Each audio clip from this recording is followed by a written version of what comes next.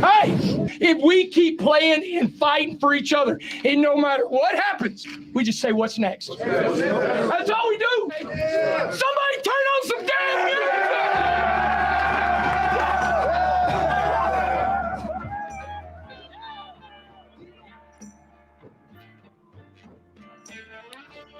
You're listening to the Gambling Gauchos. Talking Texas Tech, betting on the Big 12 and beyond. We've got everything you need: money lines, memes, and matadors. Well, You want to quit, Ethan? that'll be the day. Now, here's Kyle Jacobson and Rob Bro, the Moneyline Matadors, the Casino Cowboys, the Parlay Picadors. You see, in this world, there's two kinds of people, my friend. Those with loaded guns, and those who dig. You dig.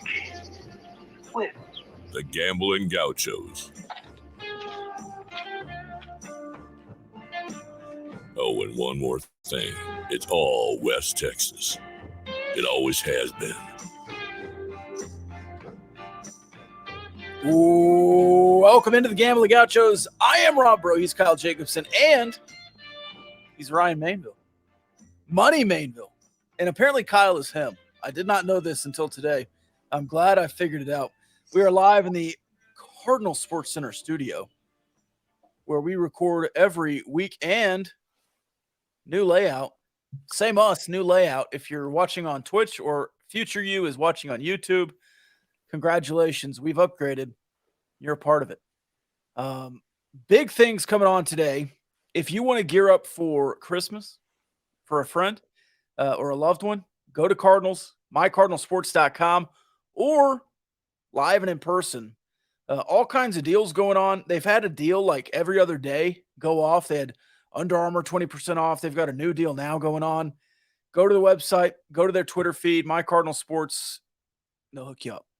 How you boys doing? I'm good. Ready to be here. Ready to talk some basketball. Ready to, chat with you and him. It's him. I need that intro from now on. I posted the clip on Twitter, but OBJ a couple of years ago when they're doing Patrick Mahomes, quarterback, Texas Tech University, he just goes, "I'm him." That's how I'm going to come onto the podcast every week from now on. OBJ, yes or no to the Cowboys? Don't care. Won't matter. Thank you. Who is your NFL team, Money? I'm a Cowboys fan. Okay. Oh, it won't matter in a good way. I got you. Yeah. Winning anyways. Yeah. Got you. Put Parsons at wide receiver. He could. Yeah, he was I'll a believe league it. wide receiver in high school, I think. Yeah. Go for it. Oh, he was a running back, I think. Anyway. Hey, speaking of high school playing days, we got to do a quick getting to know the Gauchos with Money Mainville. I heard that he locked down a current, former Sooners wide receiver who's now in the portal. Is that true? That is true. Yeah. So I grew up in Plano, Texas. That's my hometown. It's where I'm from. And obviously being in Plano, I get to play 6A high school sports, which was a lot less fun when you're defending guys like Theo Weiss. My primary sport was basketball, which I still wasn't very good at. But then, football, I got to play football. And so I'm going in for my first game on varsity for Plano Senior, go Wildcats. And, growing up in Plano, when you're going to play Allen, you just know that it's going to be like a 50-point loss. It's going to be crushing. It's going to be really bad. But that Allen game, we had actually an Illinois commit, Kyron Cumby, at running back that game, who eventually ended up walking on to Texas Tech. And he was a really solid runner. And, we thought we got on the board early, had a little bit of momentum going. I was lined up at tight end, throwing some blocks for Kyron. And then I get thrown on the defensive end, and Weiss just hits this fade route that just absolutely torches our defense. I think I played 3 total defensive snaps that game. And my coach was like, no, this is over. And so, man, throw the bag at Theo Weiss because he's got an edge on me. He is him and I am not. So coming to Texas Tech, Theo Weiss. Who's the best athlete you played against in high school, either football or basketball?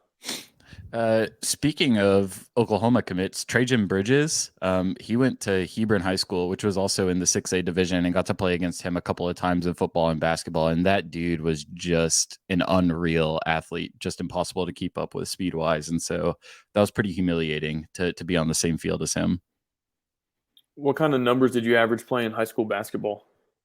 Like 2 points per game, 5 boards, 3 fouls. I was the Vlad Golden of Plano senior basketball. Nice. And then I tore my ACL, and I was even worse than I was before. But yeah, I was the big man coming off the bench, and then I instantly became the guy that's not as tall as anyone, and that was really bad because 6'2", that's how tall I am. That went from me being like the tallest guy in my class to being lined up against like a 6'10" guy in the post, and I was like, I don't want to do this anymore. This isn't fun. I don't want to play this game. Did you get to 6'2", and then just everyone else caught up? Yeah, that was pretty much. Yeah, I was a beast. I was a beast in middle school.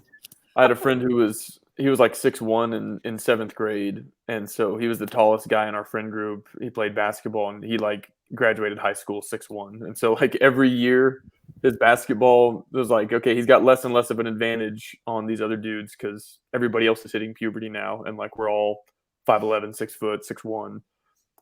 So yeah, I knew one of those guys growing up too.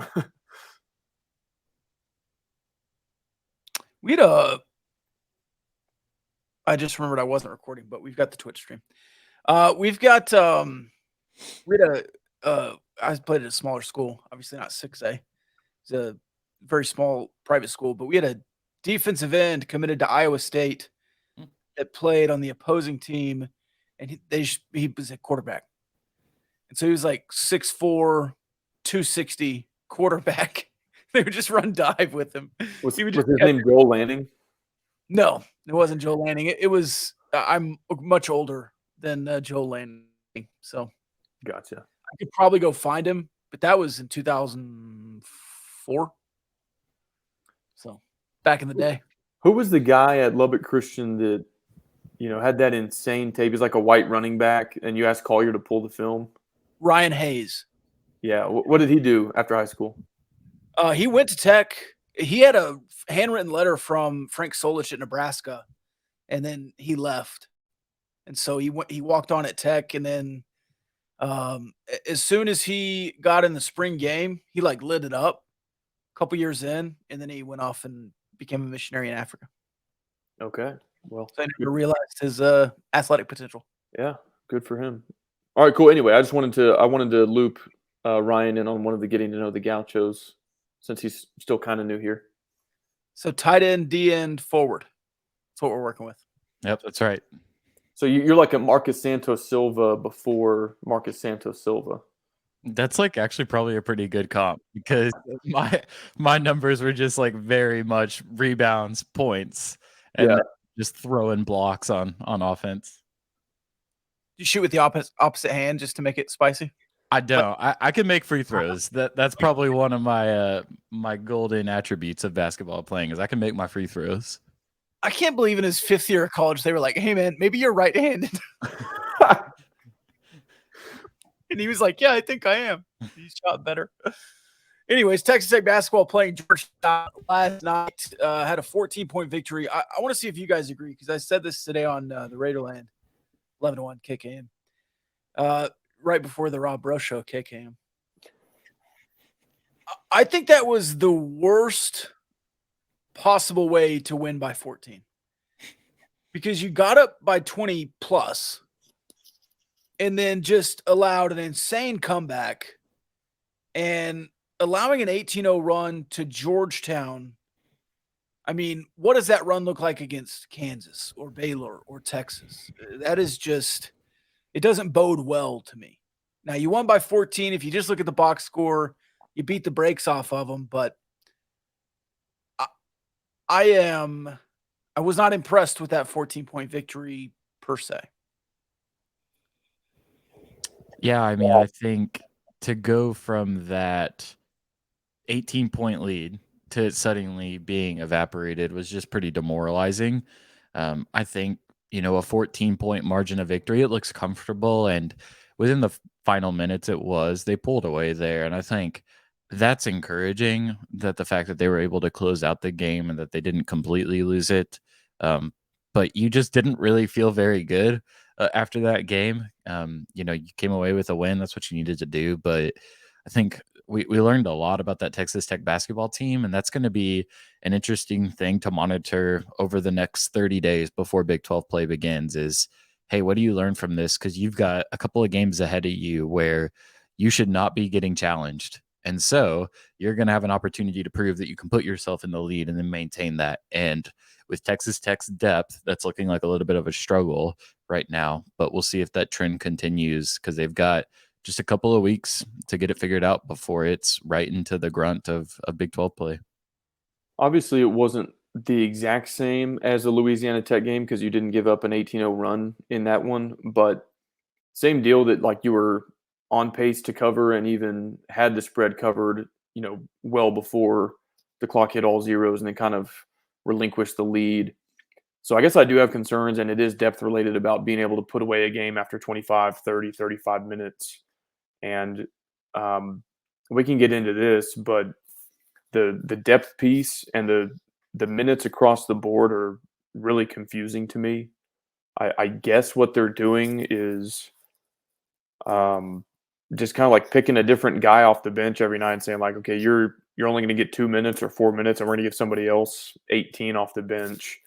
And like early, it looked like Kerwin Walton was your sixth man, and he hasn't gotten very minutes lately. And then in Maui, they kind of like handpicked Lamar Washington one game, and he led the bench in minutes. And then KJ's gotten a lot of minutes, but he played the fewest last night. And so I'm really trying to make heads or tails of who's number 6, 7, 8 on this roster, because right now that's extremely unclear to me. And I think if you are going to pull away from teams or hold a lead against really good Big 12 teams once you get to conference play, you need something there, like for after your starters have put in 26 or 30 or 34 minutes, there needs to be some kind of production behind them in order to win a game after all 40 minutes. So that is clearly something that's missing right now and still needs to sort itself out. And I'm curious to see what direction that goes.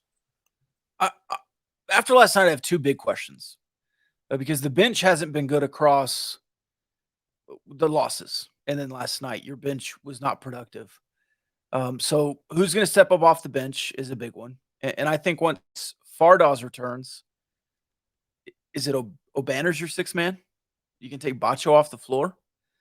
And then beyond that, who is the leader? Who's this year's Keenan Evans? Who's this year's Ochai Agbaji? Because at times it's Harmon. At times it's Davian Harmon. And he certainly took over last night, but there was another guy who stopped the run and who was urging guys to play harder, who had the body language of a champion and was directing traffic without the ball in his hands, which you do not see often in this offense, or you have not seen often. The only problem is, and I don't think it's a problem, but he's a true freshman. It's Pop Isaacs.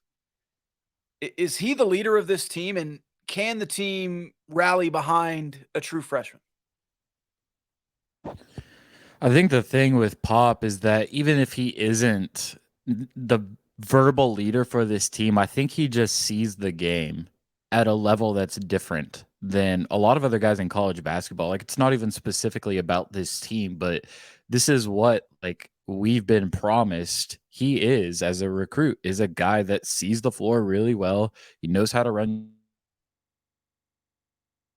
get it done. But with him, I think, you've got to learn through those freshman mistakes. You got to be able to keep yourself in the game. You got to be able to cut down on turnovers. And so even if it's not necessarily a verbal leadership for Pop Isaacs or one that takes place directly on the court, I think he's got a really good chance to just serve as a director for this team almost and just kind of get them back into it. And I think the thing with him too is, for how talented he is and how highly recruited he is, he's a humble guy. And you see him walking over to the sidelines and he makes a bad pass. He's slapping his chest. Anytime he walks to the bench, Mark is usually grabbing him, giving him a talking to. They usually say, like last night, he pulled him aside sometime in the second half, I think it was, when they were trying to overcome that deficit. Mark kind of grabbed him by the jersey and was talking to him. You could like read his lips and he was like, "What was that?" And Pop was like kind of explaining, "Hey, I saw this guy go in here, made a bad pass, shouldn't have done it, my bad." And I think that's really healthy for this team, is just having that short memory, because you're young and you're going to make a lot of mistakes. And I think that if you lean into Pop Isaacs and let him learn through those mistakes, it's going to be really good for you. But I do think it kind of does have to be Harmon, just by the nature of leadership. He's been, the second best player offensively and defensively for this team so far in terms of a BPN metric. So I think he's got to step up. And then the thing with Obanor that's confusing too is, hey, you look at what's happening with Fardaws Aimaq, and hey, Aimac's going to get back into the fold at some point. Who do you throw on the bench? Well, the offense this year has been at its best when Kevin Obanor is on the floor, but the defense has been at its worst when Kevin Obanor is on the floor. And so you're kind of left thinking like, hey, what can I sacrifice? Is it offense or defense? And usually the very easy choice for Texas Tech is, hey, we sacrifice defense because we've got enough guys around him that can do the job. But that's not really the story of this team. You kind of need that edge. And so I'm interested just to kind of see how his role continues to evolve, because as important as he is offensively in terms of a box score metric, he's not really making shots right now, and his defense has not been good. And so just really interested to see kind of what the next couple of weeks teach us about this team, because things are going to get real pretty quickly here, and there's going to need to be somebody that steps up, or else you're going to find yourself losing quite a few more games than I think you would hope to. 3 things. Agree that De'Vion Harmon is the leader of this team. He's the most experienced. Well, I guess Obanor, he's older, but De'Vion Harmon's in year 4 of being a starting point guard at a Power 6 program. And you can see it. He's the energetic, emotional leader. Like, he even gets the crowd into it sometimes, which I think is great to see. Number 2, I'm glad that Pop Isaacs was not rendered unplayable by the coaching staff after game 2 or game 3, because he has already settled in quite a bit versus the first impressions we saw of him. And you can only imagine like what his ceiling, what his potential is if he can keep making strides like this. He's not afraid to take shots. He usually makes them. And yeah, there's some bad turnovers. There's probably some bad decisions that go along with that. But yeah, I just keep going back to, it's his first year of college. He didn't even get to practice most of the summer because he had the hip surgery. And he's talked about how much more comfortable he already is, after game 5, 6, 7. What was number 3 there? I feel like Rick Perry. Oh, Rob, back in the offseason, you asked me if there was like one player who I could pick to make a big impact, or like who could make the biggest impact. I gave you a surprising answer. Do you remember who I said? No. I said Robert Jennings, and your eyebrows raised. And I said, because he's the one who probably has the least expected of him coming in. And so if he does come in and can give you 16 or 20 minutes as a true freshman, then that would be huge. And I don't know if he's there yet, but games 1, game 2 is when I kind of started the John Rothstein tweets about him and just started saying Robert Jennings, grown-ass man, because like he's pulling down boards in traffic, going right back up, scoring. And last night, I didn't know he was capable of this. He threw a dime bounce pass to Kevin Obanor, ending in a reverse slam dunk.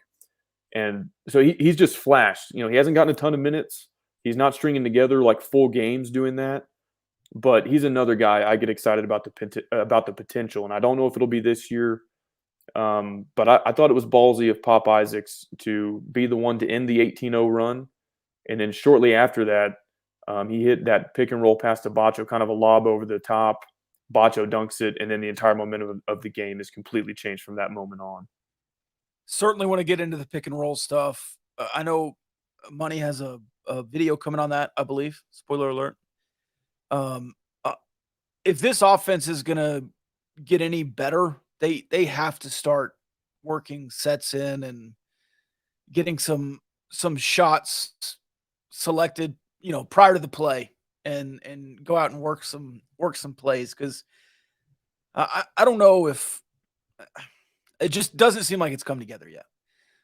Totally agree on Robert Jennings. I think he's been the second best freshman on the team. Lamar Washington, as you said, flashed, but I think Robert Jennings can give you some solid minutes, and he looks like a Big 12 basketball player as a true freshman, which doesn't always happen. He looks like a grown ass man. Yes, he does. Yes, he does. Pop Isaacs is going to go ahead. One more thing on Jennings. I didn't know this, but Jeff Haxton on 97.3 had done like a pre-recorded interview with him before the game, and was just kind of asking him about his basketball journey. And he was like, yeah, I started playing in elementary school or whatever, but I kind of gave it up for a while. And he didn't start playing until his junior year of high school, is what he told Haxton. And so any true freshman is going to be kind of raw, but him even more so. And so I think there's potential for him to sort of hit a launching pad, unlike some of these guys that are on the AAU circuit from 7th grade on. And, they've been playing 200 basketball games a year for the past 5 years. He's not really in that same category. And so, again, I don't know if it'll be this season or next, but I think he's just got a ton of potential for when that starts to come together for him. Really excited for Robert Jennings. And we keep talking about, if this core can stay together, it needs to happen this year because that's just college basketball. And that's Texas Tech basketball. Because even though you have 5 freshmen, that doesn't necessarily mean that you have 5 sophomores next year. That doesn't necessarily mean you have 5 sophomores after the semester break. It's just kind of how college basketball has gone. It's how Texas Tech basketball has gone. Joel Tomboy did not make it the whole season. Sarah Calhoun did not make it the whole season. Who knows? Kerwin Walton, after not playing much and not hitting a bunch of shots, might not be here the whole year. So you're going to have to figure out the bench. And if teams get in a zone against you and your bench is on the floor, Kerwin Walton and Demarion Williams have to shoot you out of it. That's why they're here. They have to shoot shots and make shots. You did it early. You shot out of it in the first half. You could not shoot out of the zone in the second half. We're going into year 2 of this team. Well, really year 7 of this team being baffled by the zone. How do you fix that, Ryan? How do you fix that? Because it seems like they should be able to. Get the ball into the hands of a playmaker in the middle of the floor. I mean, it sounds really simple, but that really is what you're taught from when you start playing basketball as a kid in elementary school is get the ball into the middle of the floor near the free throw line and force the defense to collapse on top of you. And that's really how you stretch that defense. Now, a problem with this team is that you're not getting shooting from off-ball guys, which is a really unique situation for Texas Tech to be in because usually it's been the case that, hey, you've got these really dominant ball handlers, guys like Mac McClung, Kyler Edwards, but sometimes the 3 ball isn't always there. Well, this year you've got guys like Harmon who's shooting pretty well. Isaacs is shooting really well. And then you've got Kerwin Walton, who's 3 of 16 from 3 this year. And that just can't happen. I think what I saw from that Georgetown game that was really, really encouraging was Jalen Tyson stepping up and making big shots because he's really going to be at the center of this, of being a guy who can knock down off-ball shots, but can also put the ball down on the floor and then go get you a bucket. And so I think the zone is bad for Texas Tech's offense for whatever reason. But maybe this year, more than any other, they have the personnel to break it because they have so many guys that can make plays. They have just got to make shots and they have got to stretch that defense. And I think we saw some of that last night with getting the ball inside to Bacho, especially on the pick and rolls. And I think the other thing that has to follow that is making shots, or else you're going to get stuck. And the reality is Big 12 teams are not going to run zone defense for a majority of the game just because this conference wants to live in man-to-man. But I mean, we've seen it time and time again throughout the last couple of seasons that when Texas Tech is in a close game and their offense starts to get some momentum, all of a sudden they get a zone thrown at them and the other team goes on an 8-0 run. With this bench, that 8-0 run could very easily lose you the game. And so I think it's just one more thing that you've got to figure out. You've got to figure out how to break that. And you've got to have a guy on the court at all times who you can put the ball in his hands and just trust to make good things happen for your offense. Is that Harmon? It's got to be Harmon or Isaacs, I think. I think Tyson is a good candidate too, just because of his shooting ability. But you really want the ball in the hands of your best playmaker, and I think right now that's either Harmon or Isaacs. How real is Bacho's 3-ball? I don't think it's real enough for them to consistently play 5 out. Dang it. But I'm intrigued. 100%. He took one last year and it almost went in. I was like, the roof was going to come off this place if he made that. But it was a good shot. He just didn't make it. It looked pretty pure last night. And so it gets my mind going. It's like, okay, if AMAC comes back and he's the sixth man, he shot 39% last year. Like, is Davion Harmon at 35% your worst 3-point shooter, on the floor if Bacho can hit that shot? And he's not going to shoot it at volume, and he's probably only going to shoot it at the top of the key if he's open. But like, if he can make that specific shot 39% of the time, then I kind of get excited. I'm like, yeah, play zone with us. Like, fine. We have 5 dudes on the floor that can shoot the 3. But I don't know if that's actually in his repertoire yet. It's such a small sample size. He's 50% in his career at Texas Tech. Can you do that, on 300 attempts? If so, he might be the greatest basketball player of all time. And I think one note on this is that we're talking about the pick and roll. This really forces the defense into a complicated situation where you've got a guy who's shown that you can't just fall off the screen and play drop coverage against him or else he's going to make the bucket. So, he may not be a high volume shooter. I don't think he is. I don't think that he'll consistently shoot the 3 at a high clip during his college career. But if it's respectable, that's really all you need from him, is to just force the defense to come out and play him on the perimeter, because we've seen that he can put the ball on the court and beat people like he's a guard. It's insane. Yeah. And so I think that just gives you another dimension of your offense, is being able to put him on the perimeter and not get beat, but to trust him to either make a shot or make a play. I'm excited to see your pick and roll video, and I couldn't remember if the Bacho 3-ball was on a pick and pop, but I hope that clip makes it, because like I said, if he only wants to take that shot at the top of the key when he's open, that's the only, we don't need contested ones from the corner from Bacho. But if folks do want to watch that, it should be hitting the airwaves soon. YouTube.com/@GamblingGauchos, I think is how they can find the YouTube channel. Ryan is putting out a lot of great content there, football and basketball. And so hope y'all will drop us a subscription. And we also release all of our full episodes on YouTube now, so you can watch there if you want. Do they have Smell-O-Vision on YouTube yet? I don't know what that is. Well, it's when you can smell what's on the screen, because if we brought some Regino barbecue in here, I think that Smell-O-Vision would really get people enticed. That would be a new way to promote them as a sponsor for sure. I think it'd be an enticing one.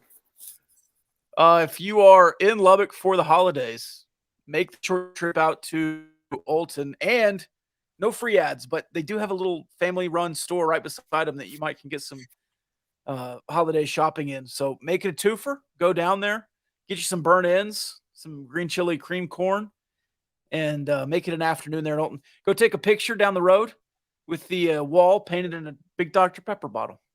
You know what they call that move, Rob? When you go to Regino and then also pop into the boutique to do some Christmas shopping for the wife? A day trip? They call that pulling a Kyle Jacobson, because that's what I did 2 weekends ago.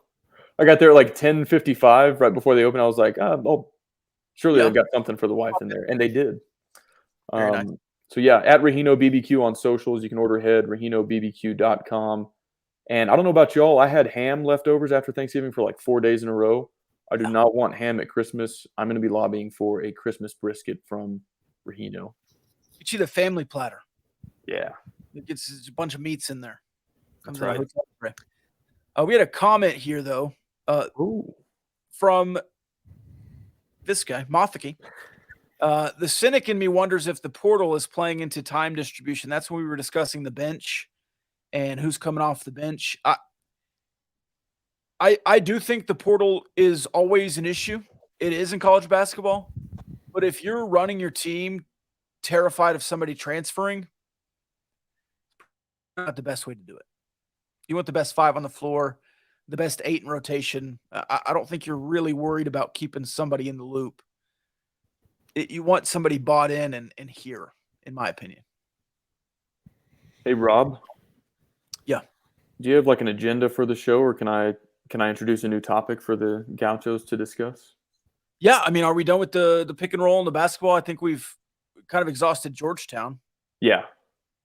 Sweet. Yeah. I wanted to zoom out and talk about college basketball non-conference scheduling as a whole, because I don't think we've really done that, and Twitter is maybe a bad platform for that. I sort of alluded to my thoughts on it before the Louisville game, and it wasn't well received by the Twitterverse, and so I just kind of want to talk about that, because this year's non-conference slate is not awesome.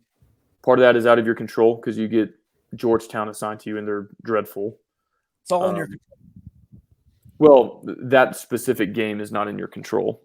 Sure, but you've set yourself up, and you do set yourself up for a. Okay, so here's how I see it. Yeah. How many non-conference games are there? 15? 12? Between 12 to 15, yes. Let's call it 12, just for the sake of argument. 2 or 3 of those are going to be at a neutral site tournament. You've played those in Vegas, New York, Maui, of course, this year. There's all these invitationals and classics. You can get 2 or 3 games against a Power 6 opponent at a neutral site. That'll typically be a quad 2 game at worst. Now, this year sucks because you got Georgetown in the Big East Classic, and you run into Louisville, the worst team in the ACC, in Maui. And so those are both going to be quad 3 games, I'm pretty sure, unless something crazy happens. Now, Creighton was a quad 1 game. Ohio State will, I guess, probably be quad 1 once net sort of settles in, the net rankings. But you're probably going to finish the non-con slate, depending on LSU and the SEC game, with 2, maybe 3 quad 1 games. And I don't know what it'll be, like 9-ish quad 3 plus quad 4 games. And so when I alluded to this on Twitter about Louisville being a quad 3 game, people are like, oh, just win, worry about that in March. Like, well, okay, you weren't paying attention last year, because the top line of our resume, like, we had 5 better wins than anybody in the country. Put our 5 best wins last regular season up against anybody else's, we win that battle. But games 6 through 25, let's call it, is where these teams that, might have 1 win that would be among your top 5 wins pass you, because they're not playing the Little Sisters of the Poor 8 times in the non-con. And so my suggestion is you stay in these, well, I guess the Big 12 SEC partnership is going away, but find something like that, just like you're doing with the Big East. Have a couple of those in the rotation. Play in one of these invitationals at a neutral site. And then it should not be too much to ask for you to have 2 games against Power 6 opponents in addition to that. 1 at home, 1 on the road. And then you tell them, y'all came to Lubbock this year, we'll go to your place next year. We're going to your place this year, y'all come to Lubbock next year. It doesn't have to be Duke, it doesn't have to be Kentucky, it doesn't have to be Gonzaga. But like let's play Arizona State, or heck, Colorado, Nebraska. Somebody that is close-ish to you, because I know Lubbock is hard to get to from like Providence, let's say. But schedule somebody with a pulse that is at least going to be a quad 2 game instead of a quad 4 game, because your ceiling and your resume is capped, and it matters when you're a 3 seed trying to be a 2 seed in San Antonio or Dallas, and it matters when you're a 10 seed and you're on the bubble. They look at that, and I think it's stupid that beating the number 1 team in the country on their home court counts the same as beating the number 75 team in the country on their home court. But that is how the committee looks at it. It's quad 1, quad 3, quad 4, and that's like pretty much all they use. And so it matters. And I don't think that it's too much to ask to get 2 home and homes, 1 home, 1 away, and then you flip it the next year on the schedule. It's a little hard because you go one, season by season to schedule. And if a team is really good one year and then awful the next, you kind of run into that. But there has to be a better mode than, Southeastern Louisiana in the north and all those directional schools you play. What if that game was New Mexico State or UNLV or even one of those regional schools? I mean, New Mexico State tournament team last year capitalize that and say, hey, do you want to be back in the tournament? Come play at the USA. Beat you in a scrimmage preseason.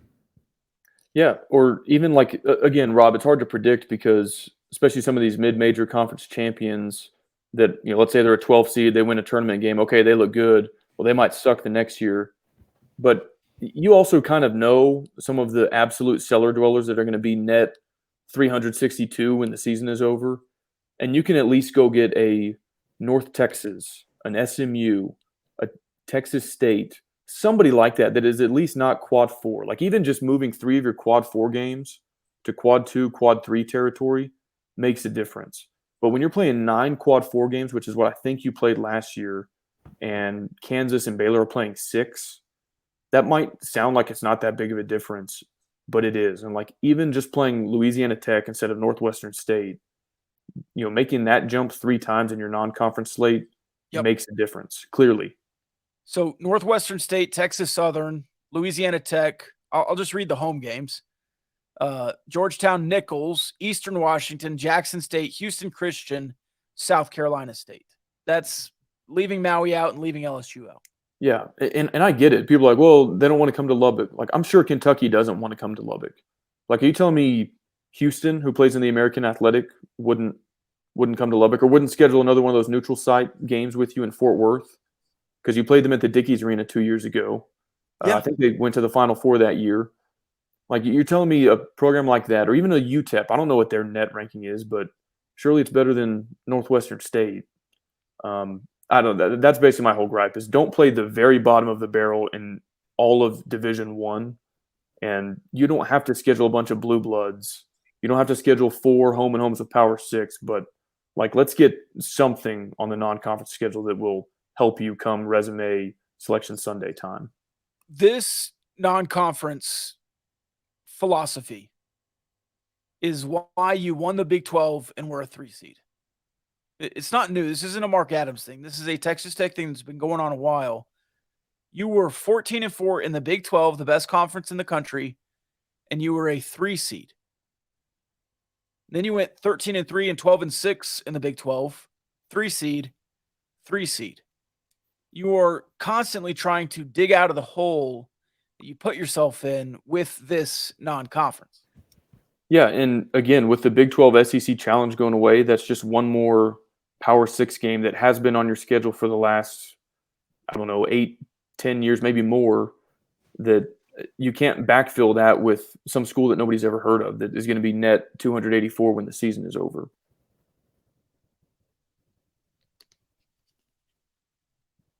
So I'll get off my soapbox, but it's frustrating that fans don't understand the importance and like why it's not good to play a quad 3 game in Maui. Like you're not going there to play quad 3 games.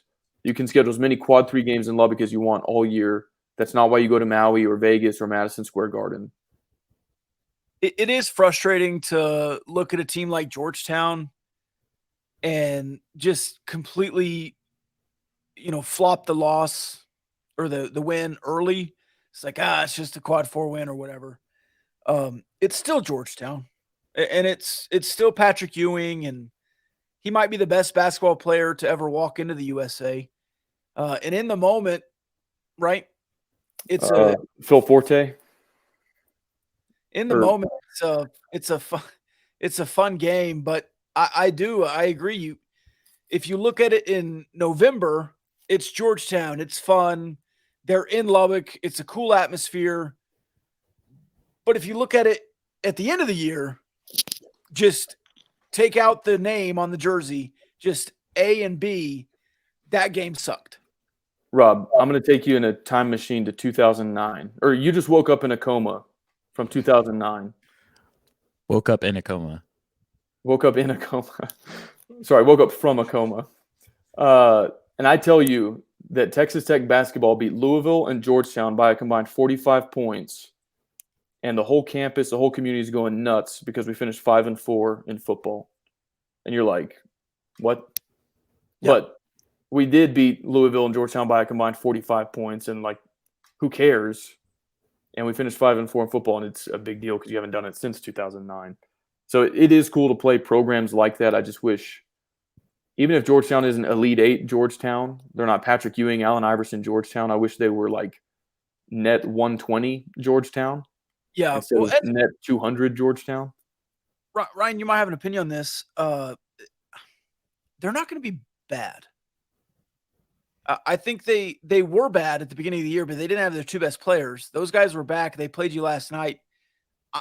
I think they'll be competitive in the Big East. I don't know if they'll win a bunch of Big East games, but they can win 4, maybe.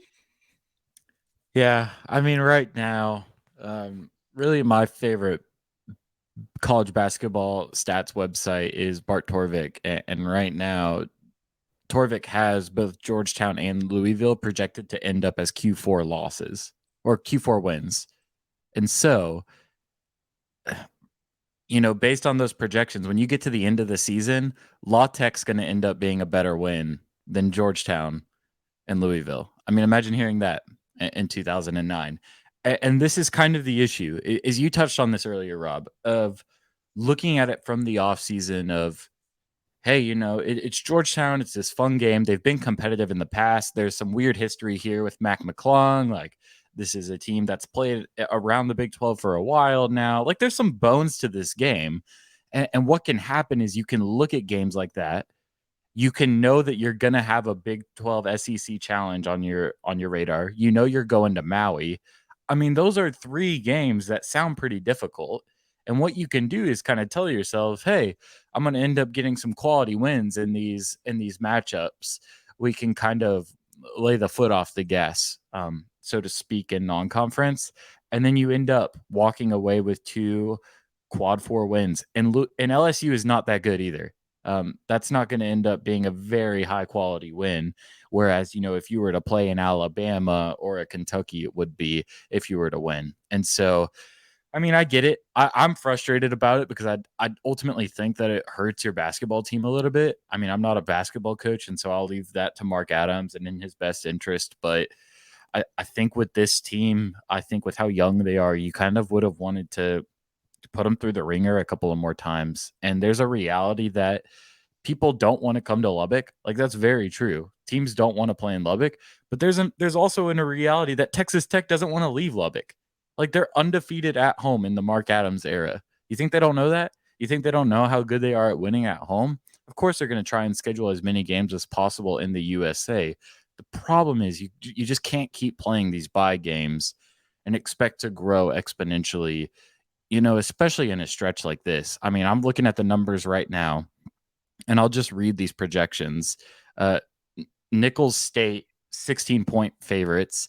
Eastern Washington, 20-point favorites. Jackson State, 19.5-point favorites. Houston Christian, 27.2-point favorites. South Carolina State, 25.3-point favorites. That's your projections right now. I mean, like, you're going to get better just because your team's out on the court. But, I mean, how much stronger does that really make you? I mean, you're going to go in after those games and play a TCU team that's been up and down, but can absolutely put the buzzsaw on you. And so, I mean, who's going to come into that game more prepared? I don't know. This is like... Sorry, going into conference play, it's TCU, Kansas, Iowa State, Texas. And you've just listed that you're going to be 20-point favorites until then. It's like if you, in football, next season, I think you open with Oregon. It's like doing that and then playing 4 FCS games and then going right into the heart of Big 12 play. Like, that team would not be ready, I don't think. So I want to toss one more basketball topic out there that involves a little bit of travel. And so before I do that, I want to remind our folks who might be traveling into Lubbock from out of town, they should stay with our friends at StayTrig. You can find them at staytrig.com. They are your local option for a short-term vacation rental, whether you're in Lubbock on business, coming back for the holidays, coming back for graduation, or one of these marquee non-conference basketball matchups. Why pay last-minute prices for a hotel or motel? Why roll the dice on trusting Airbnb reviews when you could stay with StayTrig, all of their properties are furnished and decorated up to a upscale professional standard. And our listeners can get 10% off their first booking using the promo code Gauchos at staytrig.com. They've got a great website. It's easy to use. Make sure you remember to use the promo code to get that 10% off. And we appreciate their support of the Gauchos. So Mainville, a few weeks ago, it was rumored that Brett Yormark was meeting with Gonzaga about potentially joining as a basketball-only member. I think that, well, first off, I tweeted that a couple months ago that would be a good idea. I think it'd be a little bit strange to stop at one school that's all the way out on the West Coast and then stop. And so it got me thinking about some other basketball-only members, especially to help with like the West Virginias of the world. Because there are some blue blood type basketball programs that I think would benefit from being in the Big 12, and the Big 12's brand would benefit from them joining. So I posited that in addition to Gonzaga, you should go after UConn, Villanova, and Creighton. And I think that they'd all be good regional fits, high caliber, high quality programs. I mean, you think this conference is a gauntlet with 10 teams. It is. But if you had those 4 and then like maybe the Pac-12 schools that might be coming over with conference realignment to help with Gonzaga's travel, I think it would just be absolutely insane. Do you think that's feasible in terms of travel logistics? Do you have different teams in mind? Do you want to see basketball expansion? What's your just overall thoughts on that topic? Yeah, I like the idea of getting Gonzaga involved. I mean, I know there's a lot of mixed opinions on the Zags, but I think the stone cold facts is that they're a good program. They've consistently been at the top of college basketball for the last couple of years. And so that gives you a caliber of an opponent that is difficult to replicate, even in a conference that's as loaded as the Big 12. I think to go full throttle and to get a team like UConn or even Villanova would be difficult.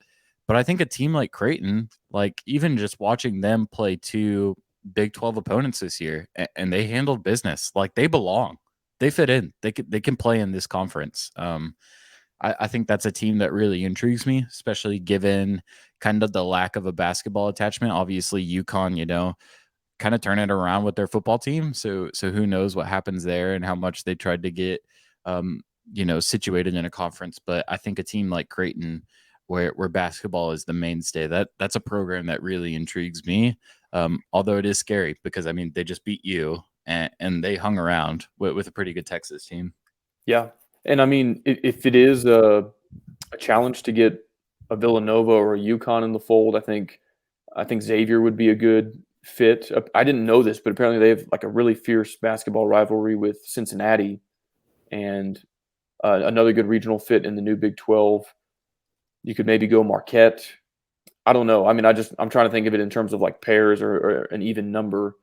It would just be a little bit strange to me to add only Gonzaga.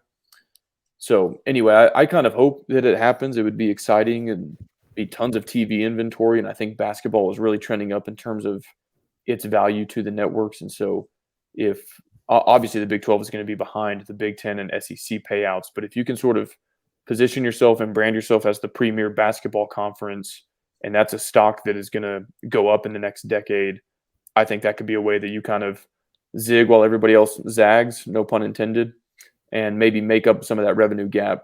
Rob's shaking his head.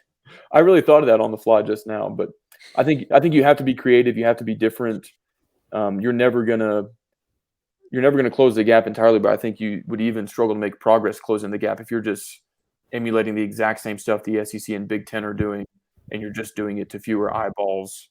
So I'm for, and I think Yormark has demonstrated that he's for kind of these creative ideas, off the wall stuff. Like, let's see what works. Let's see what brings in extra revenue.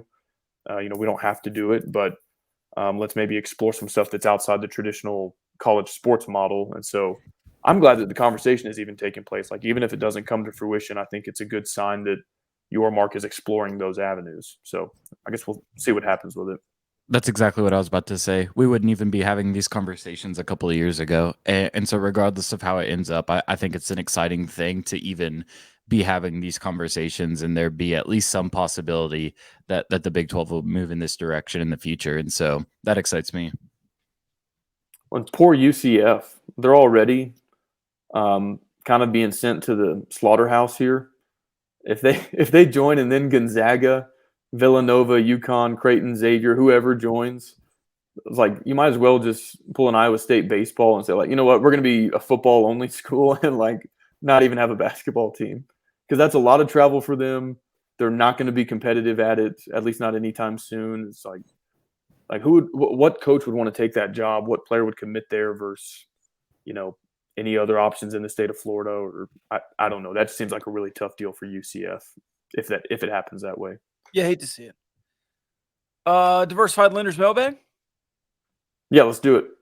I'm gonna save my my bitching and moaning about the bowl selection process until it's reality, because right now I'm just angry at like what could potentially happen there. Yeah. So I don't know if you want to get into it now or if we can just wait till Sunday and then I'll gripe about it then. Let's wait till Sunday, and we are planning. Ryan, you're free to join us. A Spaces, a Gauchos After Dark post-selection show Sunday. So we will live react to Selection Sunday night. Sunday the 2nd, 3rd, 4th. Yeah, I think it's the 4th. Yeah, December 4th. I'll be gone the 11th at the Texans game in Dallas. I was like, who are they playing? Why are you going to watch the Texans? Cowboys game. All right. What uniforms do we aspire to wear in the bowl game? Do you guys have any? Do you want to go throwback in the bowl game? Does it matter who you're playing? Yes. If it's Arkansas in the Texas Bowl, throwbacks. Yes. You go Zach Thomas throwbacks if it's Arkansas in the Texas Bowl. If it's Florida State in the Cheez-It Bowl, you go Billy Joe Tolliver throwbacks. Didn't they injure Billy Joe Tolliver back in the day? In a non-conference matchup in '86 or maybe something like that. So that's my thoughts on it. Anything with a leveled bevel. Oh yeah. Can you help us how to figure out how to spend our time helping the football team until Sunday? I have no idea who I need to be focusing on. Thanks. I think you just focus on the Red Raiders this week. Focus on getting better and being prepared to handle your business. Yeah, it's kind of like a bye week. We're focused on ourselves. We're not worried about bowl possibilities. We just gotta improve ourselves this week. One note on this. Uh-huh. This is a fun experiment that I'm watching before the bowl game, because the last time that Texas Tech had a bye game this season, the quarterback packages were not working the way they are right now.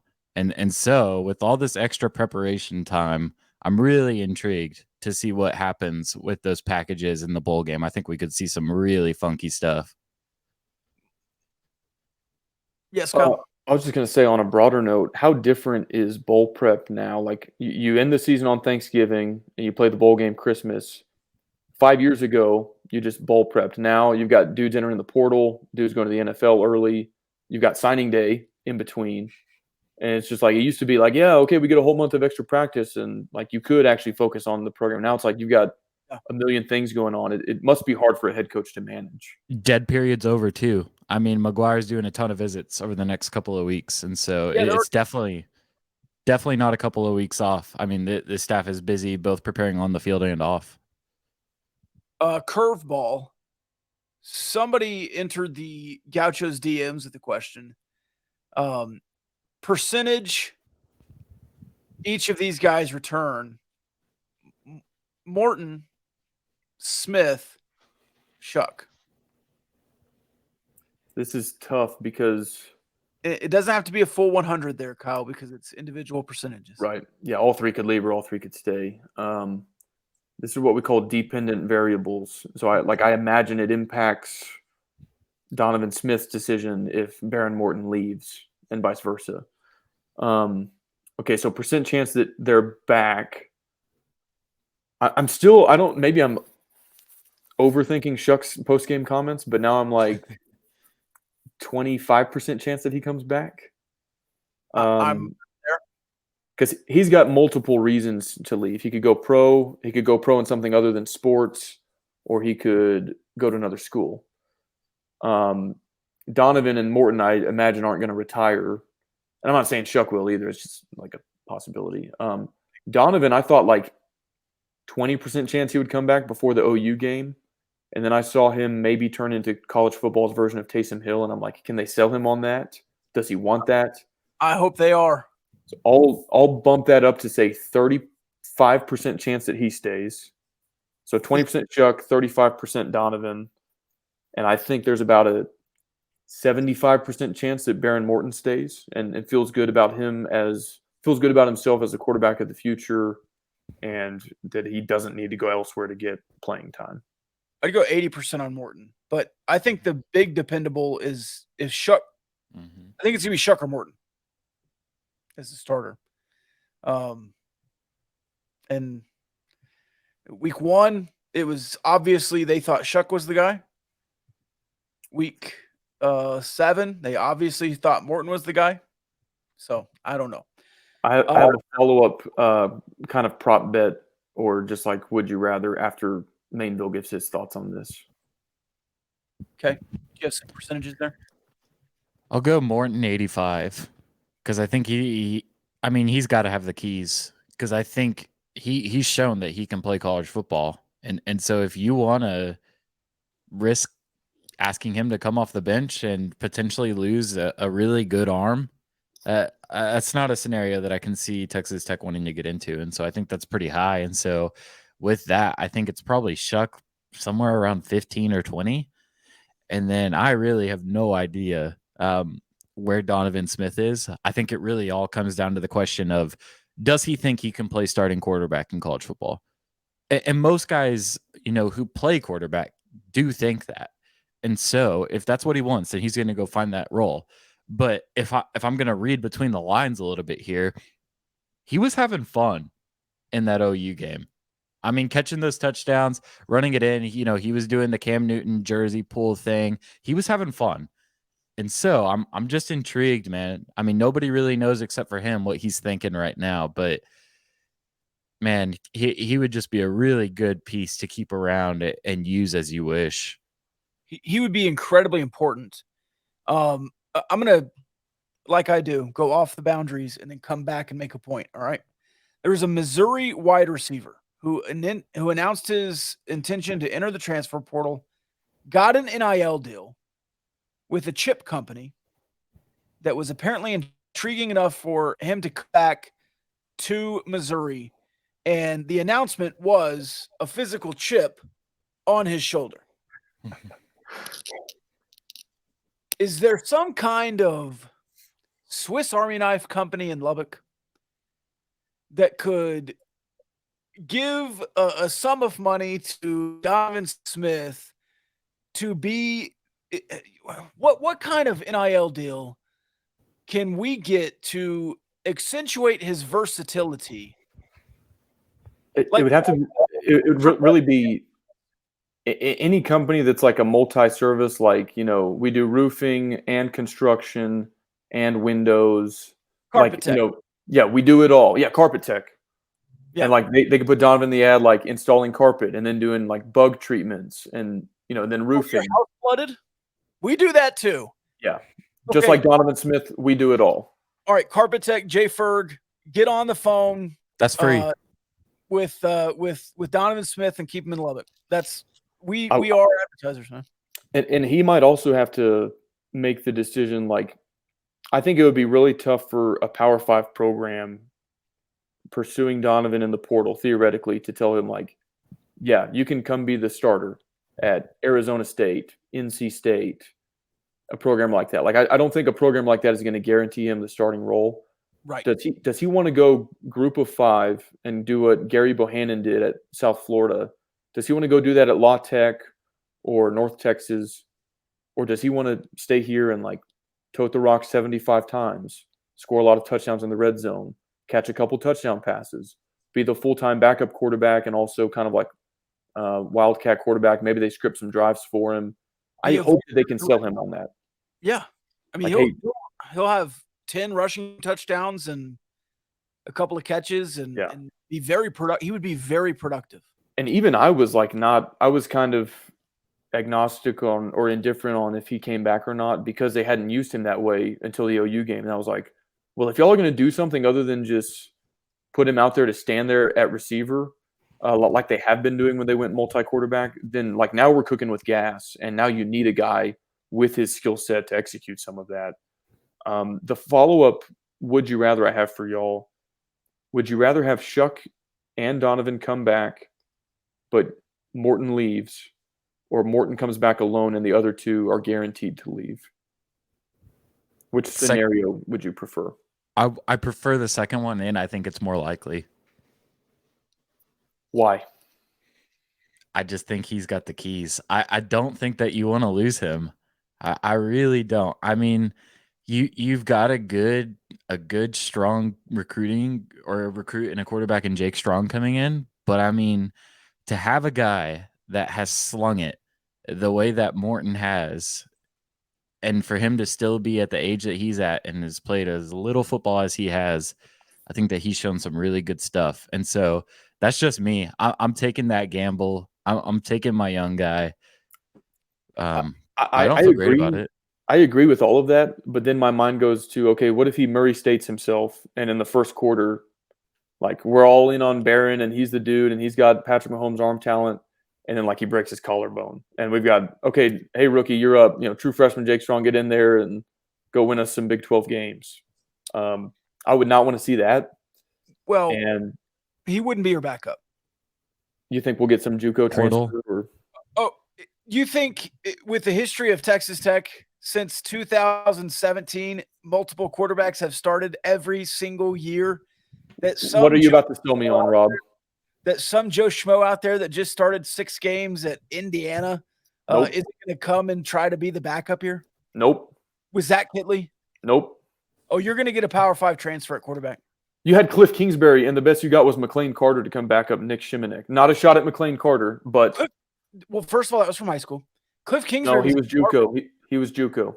Oh, that's right, Trinity Christian Valley or whatever. Do you think this staff can't sell somebody better? I think they could, but I don't think guys in the portal coming from other Power 5 universities are coming to be the backup here. You'll have some hothead that thinks he can come start over Bear Morton. There will be a Power 5 quarterback here if both of your guys leave. Then you're not having honest conversations with that kid. If a guy who started 6 games at Indiana this year comes in, you're like, yeah, hey man, you're going to challenge Baron Morton for the starting quarterback spot. You're straight up lying to him. That's recruiting, Kyle. Welcome to college. No.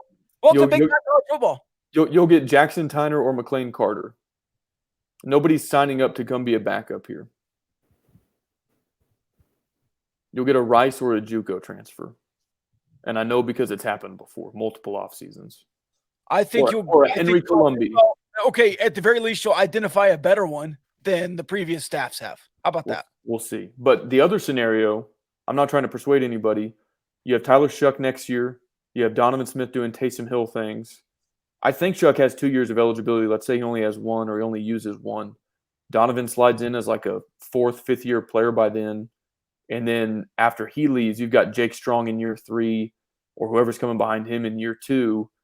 So you've got like a lot better continuity, seniority versus I'm all in on Baron Morton's talent. But again, if he like tears his ACL versus Oregon, you have nobody behind him. I'm not saying You're sitting here. Oh, what if he breaks his collarbone? What if he breaks his ACL? Let's just stop.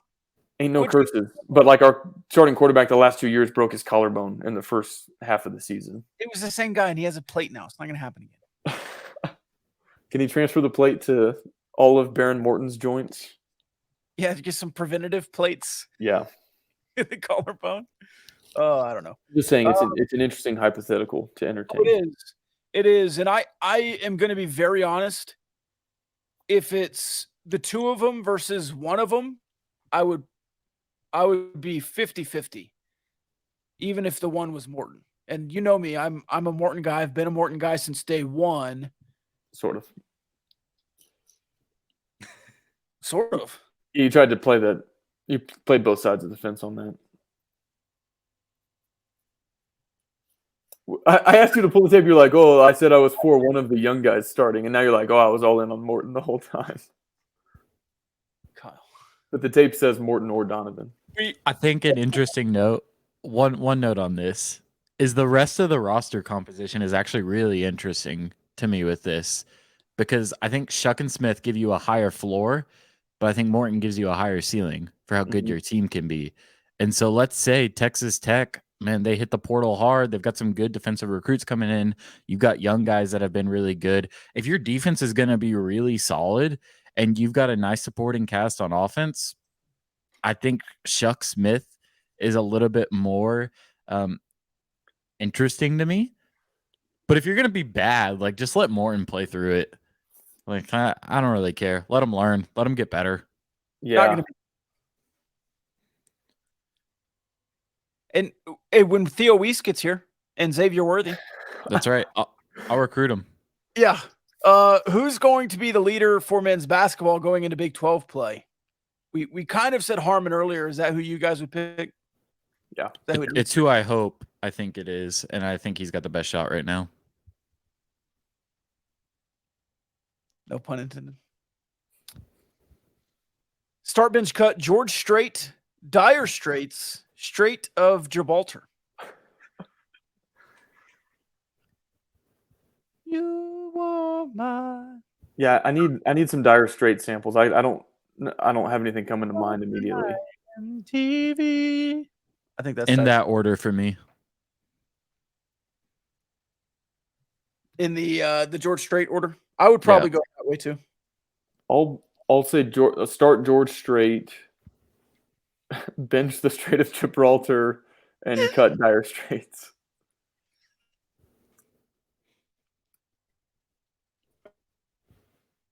Gosh. Let's see. If your company is in dire straits, call Diversified Lenders. Start.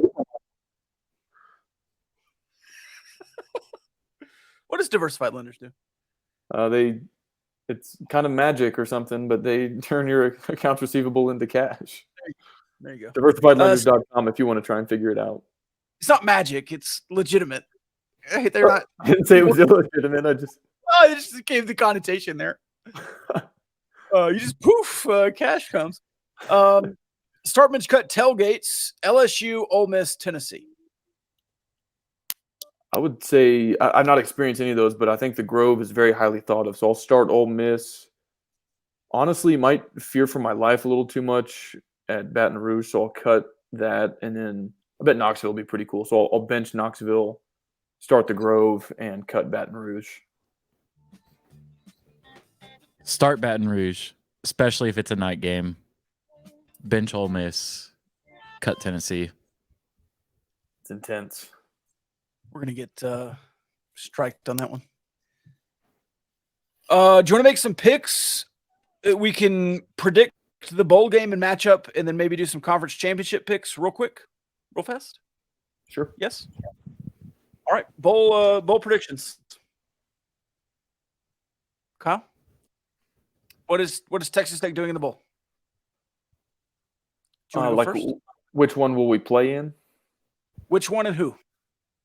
Definitely the Alamo Bowl versus Texas. No, I think I was really thinking Cheez-It for a long time, and then Chris Level with Locked On kind of rained on my parade, and I guess now I'll trust him and say probably Texas Bowl versus Arkansas would make sense. Yeah, I guess I'll do that.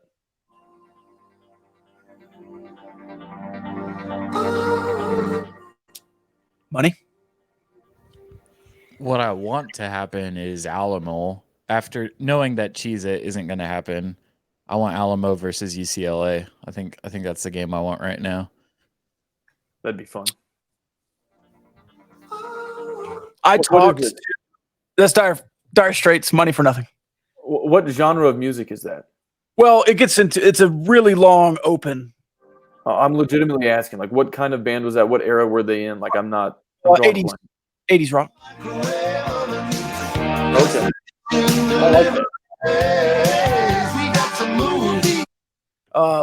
that. Weird Al did a great Money for Nothing cover for UHF. Big UHF guy?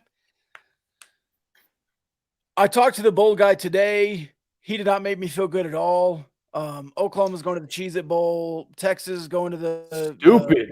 well, and I asked him straight up. I said, "Can Yormark like SEC this thing and kind of get into it?" And he said, "Well, I talked to Yormark, and he just wants to learn the process this year. So you're not going to What get the any hell help. was the point of the regular season?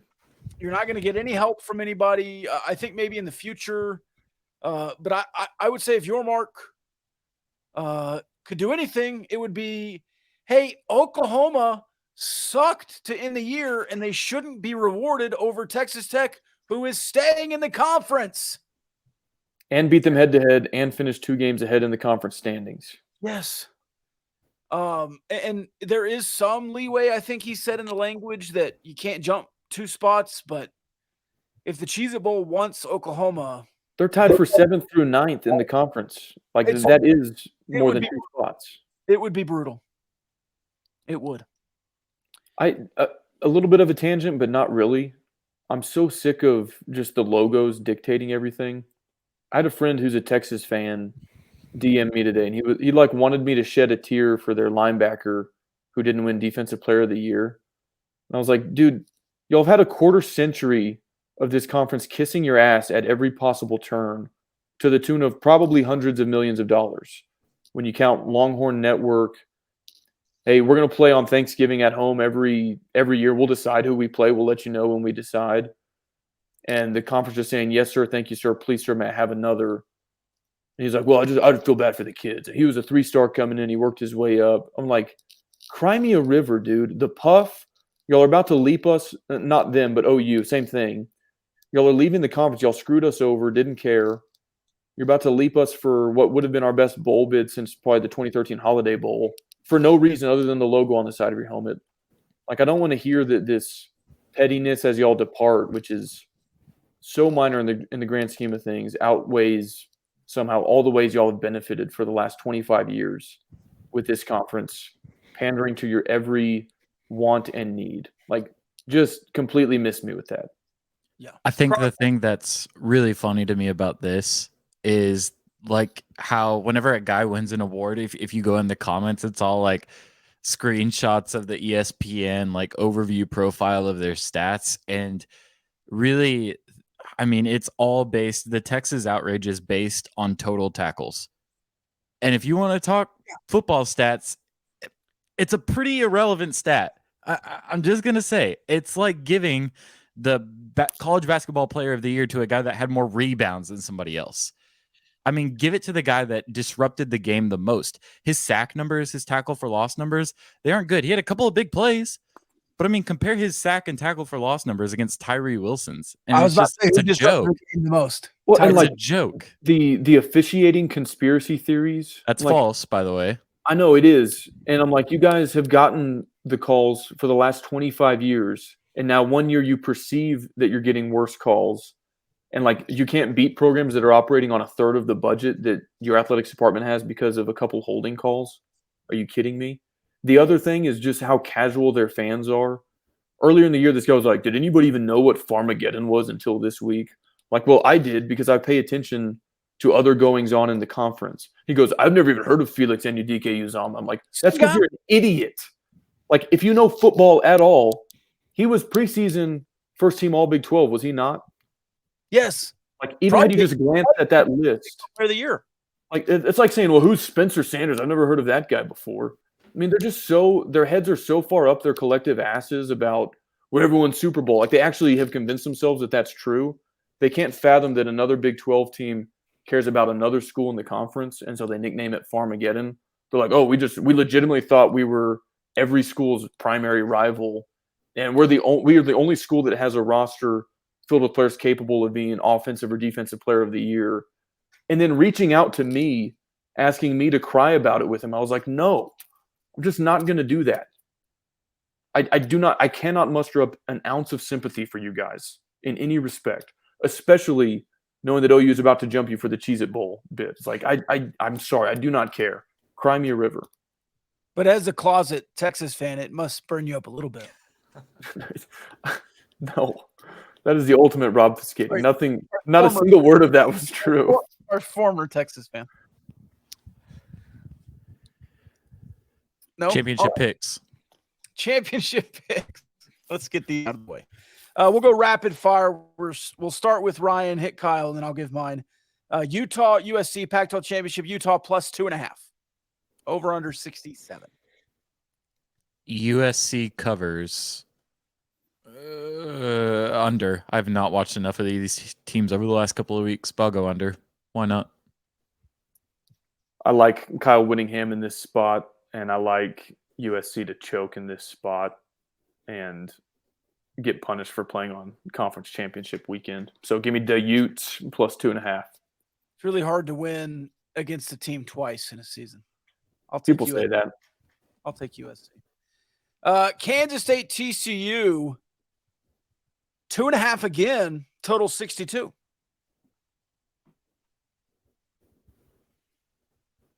TCU money line. Over. Minus 140 value there. I don't know. I'd actually go under. I'd go under.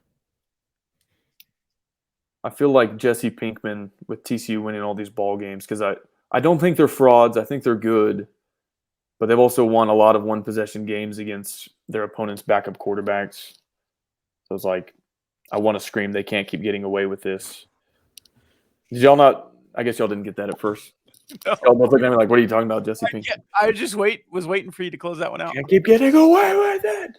So I want to think that the Cats have something for them, and that I don't know if they'll knock them out of the playoff, but it'd be kind of cool if they denied them a Big 12 championship.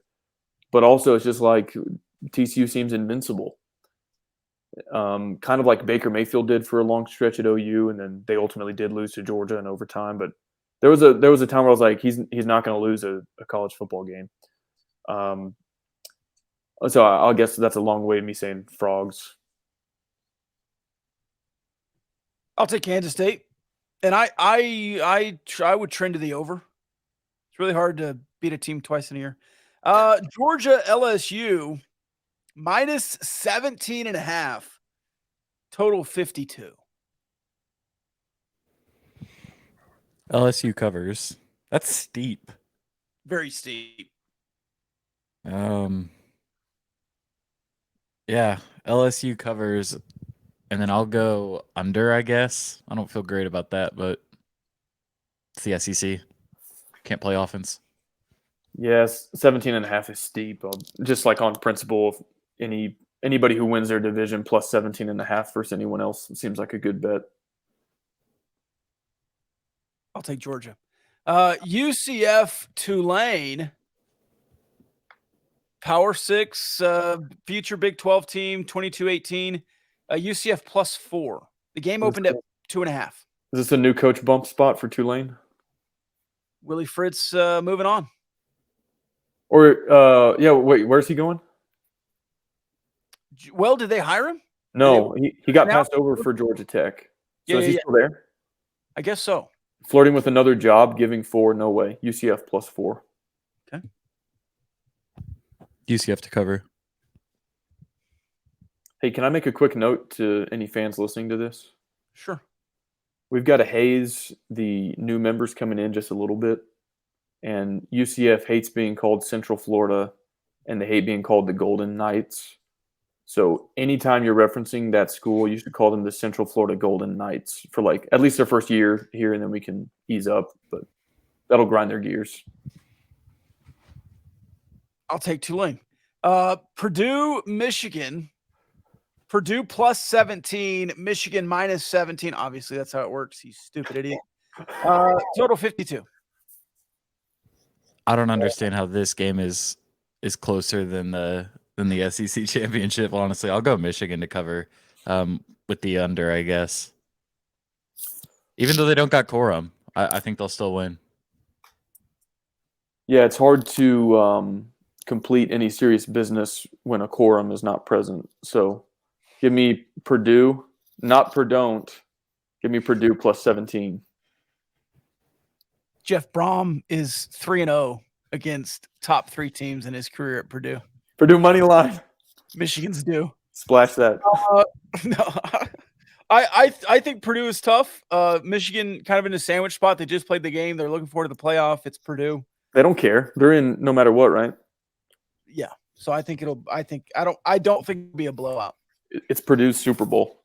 Final one, Clemson, North Carolina, 7.5. And I'll go first. Give me Mac Brown plus 7.5. Total 60. UNC to cover with the over. Yeah, more like Clem's out. Give me Tar Heels plus 7.5. Final thoughts? Return of the Mac.